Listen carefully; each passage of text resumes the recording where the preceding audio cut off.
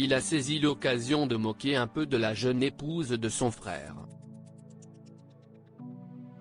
Le 29 juillet 1981, le prince Charles épousait la jeune Diana Spencer à l'occasion d'un mariage royal digne de ce nom qui s'est tenu en la cathédrale Saint-Paul à Londres devant des centaines d'invités.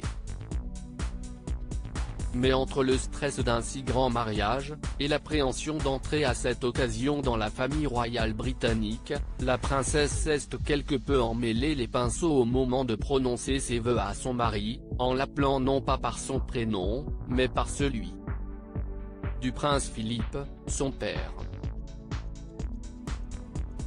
Diana a mélangé les noms du prince, l'appelant Philippe Charles Arthur George, plutôt que Charles Philippe, a ainsi confié Andrew Morton, comme le rapporte Express.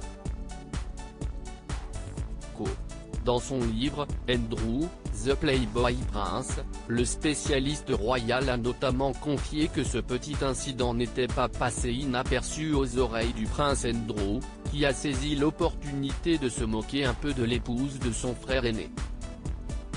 À la réception de Buckingham Palace par la suite, le prince clown Andrew était au meilleur de sa forme, taquinant sa nouvelle belle-sœur et disant à la nouvelle princesse de Galles, « Vous avez épousé mon père », rapporte Andrew Morton. Une plaisanterie que Diana n'aurait pas mal pris, elle qui a toutefois pleuré quelques années plus tard face au harcèlement dont elle avait fait l'objet de la part de Ghislaine Maxwell, une amie du prince Andrew. Lady Diana était-elle proche de Sarah Ferguson?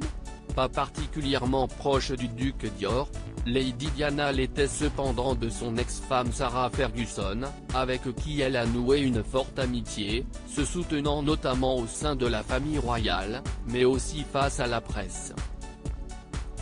Dans les années 1980, il y avait Diana, qui était belle, et Fergie, grosse et mal fagotée, se souvient la duchesse d'York, qui assure que elle et la princesse de Galles n'ont jamais fait le jeu des tabloïds et sont restées soudées malgré ces comparaisons injustes entre elles. Diana et moi avions nos propres problèmes de santé mentale et nous avions l'habitude d'en parler. Elle me disait, « Fergie, souviens-toi d'une chose, quand tu es en haut du piédestal, il est si facile d'en tomber. Et toi, tu es en bas. Tu dois juste grimper », a ainsi confié Sarah Ferguson.